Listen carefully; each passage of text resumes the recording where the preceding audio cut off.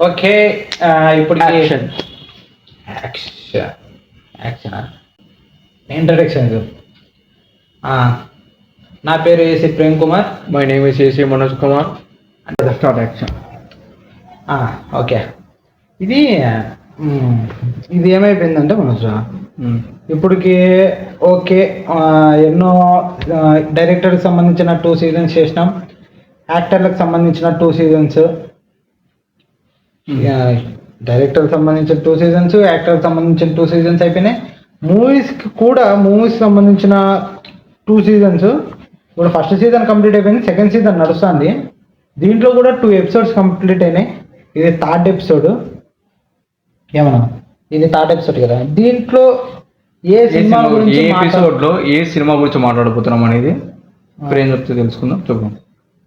అనుకున్నారా? ఏమైనా గెస్ట్ చేసినారా దీంట్లో ఈ సినిమా గురించి మాట్లాడుతున్నామని? నాకు తెలిసి గెస్ట్ చేసి ఉండకపోవచ్చు. మేము ఎవరి గురించి మాట్లాడదాం అనుకుంటున్నామంటే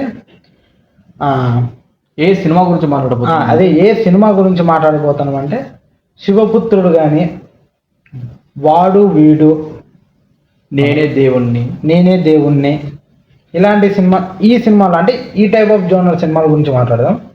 అంటే ఒకటే డైరెక్టర్ తీసింది, డైరెక్టర్ సీజన్లో మళ్ళీ నెక్స్ట్ డైరెక్టర్ సీజన్ చేసినప్పుడు ఆ డైరెక్టర్స్ గురించి మాట్లాడదాం. కాకపోతే ఈ సినిమాల గురించి మాట్లాడదాం. దానికంటే ముందు ఈ సినిమాల గురించి మాట్లాడే కంటే ముందు ఫస్ట్ మా ఇంట్రడక్షన్ ఇద్దాం. ప్రతి సీజన్లోనే ఇచ్చే అలవాటు. కొత్త వాళ్ళు ఎవరన్నా ఉంటే మా పేర్లు తెలియాలి కాబట్టి ప్రతి సీజన్లో ఇచ్చినట్లే ఈ సీజన్లో కూడా నా పేరు AC Prem Kumar. My name is AC Manoj Kumar. అంటే కొత్త వాళ్ళు ఎవరైనా చూస్తున్నట్టయితే మన ఛానల్కి సబ్స్క్రైబ్ చేసుకుని లైక్ చేయండి. ఇంకా మన ప్రీవియస్ వీడియోస్ కూడా కొన్ని చేసినాము. సినిమాల గురించి, ఫారెన్ డైరెక్టర్స్ గురించి, ఫారెన్ హీరోస్ గురించి, మన ఇండియన్ డైరెక్టర్స్ గురించి, ఇండియన్ యాక్టర్స్ గురించి. నచ్చితే చూడండి. అంటే ఇవి ఫిల్మ్ మేకర్స్కి ఒక రకంగా ఉపయోగపడతాయి. నాకు అడిగితే అందరికీ మామూలుగా ఎవరికైనా టార్గెట్ ఆడియన్స్ అంటూ ఏం లేదు. కానీ మాకు వీళ్ళ కోసం తీసాను వాళ్ళకు అంటే సినిమా చూసే వాళ్ళు ఎవరికైనా ఒక క్రికెట్ చూస్తుంటే ఒక రన్నింగ్ కామెంటరీ లేకపోయినా చూడాలనిపిస్తూ ఉంటుంది. చూడొచ్చు, రన్నింగ్ కామెంటరీ లేకుండా చూడలేమా? చూడొచ్చు. కాకపోతే ఉండాలని ఎలా కోరుకుంటుందో ఇది ఒక ఆ టైప్ ఉంటుంది. మామూలుగా సినిమా పిచ్చి ఉన్న వాళ్ళు ఎవరికైనా కూడా సినిమా గురించి మాట్లాడదాం. సరే, సినిమా గురించి మాట్లాడదాం అనిపిస్తుంటుంది. ఒక స్టేజ్ దాటినాక మాట్లాడడానికి మనుషులు కూడా ఉండరు. ఇప్పుడు మేము కూడా అదే మాట్లాడతాం. మాతో మాట్లాడినట్లు అనుకొని మా వీడియోస్ కూడా చూడండి, చాలా బాగుంటాయి. సరే, ఇంట్రడక్షన్ అయిపోయింది, అంతా అయిపోయింది. ఇప్పుడు మనము వీటి గురించి వస్తే శివపుత్రుడు చెప్పు. శివపుత్రుడు చెప్పు. సర్లే, శివపుత్రుడు నీ క్యారెక్టర్ అంటే ఏం సీక్వెన్స్ నీకు? నేనే దేవుని గురించి సినిమా గురించి మాట్లాడదాం. ఫస్ట్ నాకు అది అనిపించింది. సర్లే, నేనే దేవునిలో నీకు ఫస్ట్ ఏం గుర్తొచ్చింది?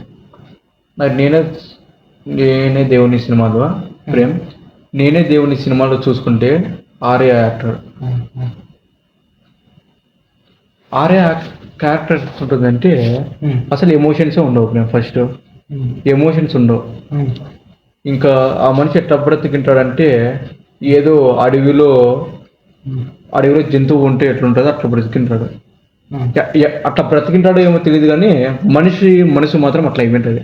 ఆ మనిషి మాత్రం ఏదో అడవిలో జంతువులా ఉంటుంది. వాళ్ళు ఏదో ఈ ప్రపంచానికి, ఈ సొసైటీ, అదే కదా, మనము ఏదైనా చేయాలని కూడా ఏదో ఈ ప్రపంచానికి, సొసైటీకి ఏదో భయపడుతూ ప్రేమ అట్లుంటే ఎట్లుంటుంది అంటే ఆర్య క్యారెక్టర్ అంట. ప్రపంచంతో ఒకవైపు, ఆర్య ఒకవైపు ఉన్నట్టుంటుంది. ఆ క్యారెక్టర్ అంతా ఒకవైపు ఉంటుంది. అసలు ఎవరిని లెక్క చేయడు. అదంతా వదిలిపెట్టేస్తే ఇంకోటి ఏంటంటే మేము దేవుడికి మాత్రమే, దేవుడి మాటలు కానీ లేకుంటే దేవుడికి మాత్రమే లొంగుతాము, దేవుడికి మాత్రమే భయపడతాం. ఈ ప్రపంచంలో ఏ శక్తి మమ్మల్ని ఆపలేదనే కోణంలో ఉంటాడు ఆర్య. దాంట్లో ఇంకోటి ఏంటంటే బాలా ఫ్రేమ్ డైరెక్టర్, మంచి డైరెక్టర్. కొన్ని సినిమాలు చూస్తే డైరెక్టర్ గురించి మాట్లాడుతాం. మళ్ళీ మొత్తం ఏదో చెప్పేసి ఏదో కొంచెము హార్ష్గా కూడా కొంచెం ఇట్లా చేస్తాడు అని. రియాలిటీ సినిమాలు ఇప్పుడు వస్తే వెట్రిమారన్ సినిమాలు అంటున్నారు కదా. వెట్రిమారన్ సినిమాలు చాలా రియలిస్టిక్గా ఉంటాయి.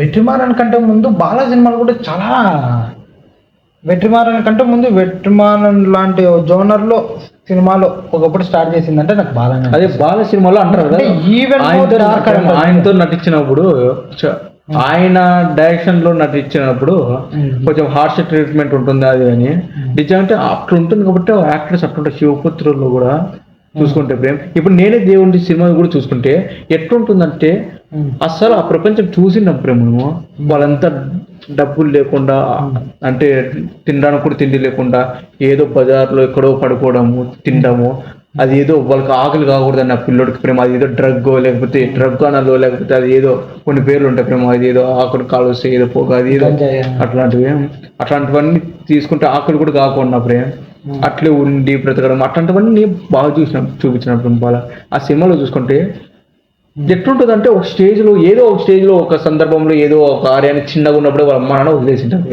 వదిలేసింటే ఎన్నో ఏళ్ళ తర్వాత వాళ్ళ అమ్మ ఏదో ఎట్లా అది ఇదని వాళ్ళ నాన్న కనుక్కొని అట్లా వాళ్ళ దగ్గరికి పోతే ఆర్య దగ్గరికి పోయి హీరో ఏమైపోతుంది వాళ్ళ అమ్మ ఏమైపోతుంది ఎంత సెంటిమెంటల్గా ఎంతగా మాట్లాడితే ప్రేమ్ వాడు మాత్రము అసలు చిన్నగా కూడా అనిపించదు.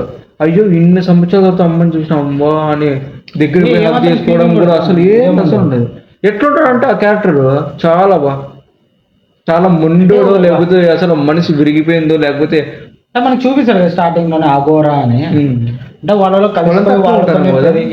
అట్లా ఉంటారు కదా అది ఏమో నాకు తెలియదు కానీ ఆ సినిమా చావుకి పుట్టుకి భయము కానీ చావుకి భయపడు అంటే మనిషి సర్లే అదంతా వేరేది కానీ అది వదిలేస్తే ఈ దీని గురించే కాకుండా మనం దాన్ని ఏమంటారు నేనే దేవుణ్ణే కాకుండా వాడు వీడు గుర్తొస్తాను నాకు. వాడు వీడు సీక్వెన్స్ వాడు వీడు మూవీలో విశాలు ఆర్య దాంట్లో అంటే విశాలు చాలా కొద్దిగా పవర్ ఎక్కువ ఉంటుంది, ఆర్యకి దురుసుతనం ఎక్కువ దాంట్లో, కానీ అంత శక్తివంతుడు కాదు. ఆర్యకి శక్తి ఎక్కువ ఉంటుంది. వాళ్ళు ఏదో మంచి ఒక గార్డియన్గా చూసుకుంటే ఒక మనిషిని ఎవరైతే ఉంటారో ఆ మనిషిని చంపేస్తారు నేళ్ళు. చంపేస్తే ఆర్యను విశాల్ ఇద్దరు మారిపోతారు చూడు. మామూలు కాదు. తన అంతిమయాత్ర అంటారు చూడు క్రిమేషన్కి, అంతిమయాత్రకి వాళ్ళు అంటే మనసు విరిగిపోయి ఉంటుంది. అంటే అప్పటి వరకు సరదాగా తిరిగిన ఆర్య క్యారెక్టర్ కూడా ఒకటేసారిగా ఇంకా మొహంలో ఎటువంటి ఎక్స్ప్రెషన్ లేకుండా ఎటువంటి ఫీలింగ్ లేకుండా అట్లా అయిపోయి మొత్తం అంతా అంతిమయాత్ర అంతా ముగించి అంత్యక్రియలన్నీ చేసిన తర్వాత ఆ మనిషి అంటే బాల సినిమాలు చూసుకుంటే సేతు కూడా బాగా అనిపిస్తుంది. ఇట్లా శివపుత్రుడు చూసుకో గురించి కాదు ఎపిసోడ్. ఆ సినిమా చూసుకుంటే ఇప్పుడు నేనే దేవుడిని చాపర పక్కన ఉంటాను. ఇవి చూసుకుంటే కూడా ఆ సినిమాలో స్టార్టింగ్ నువ్వు చెప్పినట్టు వీడు వాడు వీడు ఆ సినిమాలో కూడా చూసుకుంటే ఎట్లుంటుందంటే స్టార్టింగ్ కొంచెం ఏదో అది కూడా జాలి ఏముండదు ఇప్పుడు సినిమా. అది ఎట్లుంటుంది అంటే మనిషిలో ఒక పక్క ఏదో భయము బాధో ఏదో ఫీలింగ్ తో ఏదో అమాయకంగా ఏదో భయము బాధ కొంచెం ఇన్సెక్యూరిటీస్ లో ఏదో బిగించిపోయినట్టు అట్లా చూపిస్తూ కూడా కొంచెం జాయ్ అనేది ఉంటుంది జీవితంలో. అట్లా చూపించుకుంటూ ఒక స్టేజ్ లో ఒక సందర్భంలో శివపుత్రుడిలో కూడా చూసుకుంటాం ప్రేమ. ఒక స్టేజ్ లో ఒక సందర్భంలో ఒకటి చనిపోతానే సూర్య అట్లా చనిపోతుంది. దీంట్లో కూడా వాళ్ళ ఒక గార్డియన్ గా చూసుకునే మనిషి అట్లా చనిపోతానే ఏదో ఎందుకో కదా అట్లా మారి ఆ మనిషిని చంపేసి ఊరేసింటారు చెట్టుకి. అందరిని ఊరేసింటారు, బట్టలు లేకుండా ఊరేసింటారు. బట్టలు లేకుండా ఊరేస్తేనే విశాల్ నాకు అడిగితే విశాల్ పీక్ సెట్టింగ్ కనపడింది ఏదంటే నాకు వాడు వీడిని. దాంట్లో విశాల్ లేడీ గెటప్ వేసుకొని సూర్య గెస్ట్గా వస్తాడు. దాంట్లో గెస్ట్గా ఏదో వస్తే పర్ఫార్మెన్స్ వస్తాడు, డాన్స్ పర్ఫార్మెన్స్. అంటే నవరసాలు పండించి నాకు సినిమా చూసిన నాకు అదే అనిపిస్తుంది. బాలా సినిమాలో చేస్తే డైరెక్షన్లో చేస్తే కన్ఫామ్ ఆ మనిషికి ఎవరైనా కూడా సినిమాలు పెట్టుకోవచ్చు కాదు, నేషనల్ అవార్డు వస్తుంది. నేషనల్ అవార్డు వచ్చే పర్ఫార్మెన్స్లు చేపిస్తుంటాడు. అదే కాకుండా ఆ సినిమాలు ఎట్లుంటాయంటే ఇంకా అతని డైరెక్షన్లో పనిచేసినాక ఇంక ఎవరు డైరెక్షన్లో అయినా చేసేయచ్చు అని అనేటట్లు మనిషిని మార్చేస్తాడు అనిపిస్తుంటది. అంటే ట్రీట్మెంట్ అంతా ఆ మనిషితో పనిచేసేప్పుడు ఏదో అట్లా ఏదో అరుస్తాడు అట్లా కుట్టడం అంటే ఏదో కొంచెం కొంచెం రూమర్స్ ఉంటాయి ప్రేమ్. అదే అమ్మా రూమర్స్ ఉంటాయి కదా అట్లా కూడా. దాంట్లో మనిషిని చంపేసినాక పోయి బాధపడుకుంటే చాలా ఆ పర్ఫార్మెన్స్ అవన్నీ కాకుండా ఇది మా ఊరేసి బట్టలు లేకుండా ఉండే చెట్టు ఎక్కి చెట్టు అది తీసేసి ఇట్లా పట్టుకొని పైకి లాగి మొత్తం అంతిమయాత్రకు తీసుకుపోయినాక ఆ మనిషిని వాళ్ళు కొడతారు. వాళ్ళు ఏం అంటే ఒక ఒక దాన్ని ఏమో అంటారు చూడు, పిచ్చి కుక్కను కొడతారా నిన్ని అనే పదం వాడుతుంటారు చూడు. ఎవరన్నా నిన్ని దారుణంగా నీచంగా కొట్టాలా అనేటప్పుడు ఈ పదం వాడుతుంటారు. కుక్కం కొట్టినట్టు కొడతారా నిన్నే అంటారు చూడు. ఆ టైప్గా వాళ్ళు అట్లా కొడతారు. అంటే ఓరి ఎక్స్ట్రీమ్ యాంగర్తో మన కోపం ఎక్కువైపోయి వాళ్ళు ఏం చేస్తున్నారు వాళ్ళకి తెలియకోకుండా కొడతా అంటారు చూడు, ఏ చిక్కితే తీసుకొని ఆ టైప్ కొడుతుంటారు. అది మనకి ఏదో అట్లా ఏదో సర్లే ఇప్పుడు కెమెరా పెట్టినాను, ఈ ఒక 3-4 యాంగిల్స్లో కెమెరా పెట్టినాను, నువ్వు కొట్టు అంటే కొట్టేది కాదు. అది మనిషి ఇన్వాల్వ్ అయిపోయి పాత అంటే తన వాళ్ళకి జరిగిన తన మనిషికి జరిగిన దారుణము మైండ్లో పెట్టుకొని అదే విధంగా అంటే ఎటువంటి ఫేస్లో ఎటువంటి ఆనందకరమైన అంటే ఎక్స్ప్రెషన్స్ ఆ ఛాయలు లేకుండా ఇంకా వేరే ఎక్స్ప్రెషన్స్ ఏం లేకుండా ఒకటే ఎక్స్ప్రెషనే అట్లా అని చెప్పి పూర్తి యాంగర్ కూడా చూపిడు. యాంగరు, బాధ అంటే కోపము, బాధ ఇలాంటి వివిధ రకమైన ఒకటి ఎక్స్ప్రెషన్తో కొడతాడు చూడు. నాకు ఇది క్లైమాక్స్ సీన్లో ఎక్కువ పెడతా అంటాడు. ఇది భలే అనిపిస్తుంది. ఈ సినిమాలో కావచ్చు, శివపుత్రుల్లో కూడా అదే ప్రేమ శివపుత్రుల్లో కూడా చూసుకుంటే సూర్య ఏదో ట్రైన్లో పోతే అమ్మడము ఆ సీన్ జరుగుతూ ఏదో చిన్న పేదరికంలో కొట్టుకుంటాడుతున్నా ఏదో బాధగా ఏదో ఉన్నా కూడా ఏదో చిన్న కొనుక్కుని ఆ సీన్ల కన్నా ఏందో ప్రేమ ఆ కంటెక్స్టర్లో ఇప్పుడు మనం ఆ సందర్భాలలో కూడా చూసుకుంటే చిన్న జాయ్ఫుల్గా ఏదో కొంచెం జాయ్ అనేది ఉంటుంది. బిలో ప్రాపర్టీలో ఎంత ఊర్లో పూర్వైనా నువ్వు మనం చూసిన వాళ్ళకంటూ ఆనందకరమైన సన్నివేశాలు అంటే ఎవరి జీవితంలో వాళ్ళకి అన్నీ ఉంటాయి. కాకపోతే మరీ అంత ఘోరంగా నిజంగా జీవితాలు కొంతమంది ఉన్నాయా అని క్వశ్చన్ మార్క్ ఒకటి అనిపిస్తుంటుంది. ఓహో ఇంత దారుణంగా కూడా జీవితాలు ఉన్నాయా సొసైటీలో, మన ఇలాంటి జీవితాలు బయట ఉన్నాయా? ఇలాంటి వాళ్ళని మన ప్రభుత్వం కూడా పోలీస్ డిపార్ట్మెంట్లో పోలీసులు కూడా పీసీలు కూడా ఇంత దారుణంగా ప్రవర్తిస్తారా వాళ్ళతో? అంటే మాటికి చేసుకో అంటే మామూలుగా సార్ ఒక హ్యూమన్స్కి దక్కాల్సిన చిన్నపాటి రెస్పెక్ట్ కూడా ఏముండదు. అంటే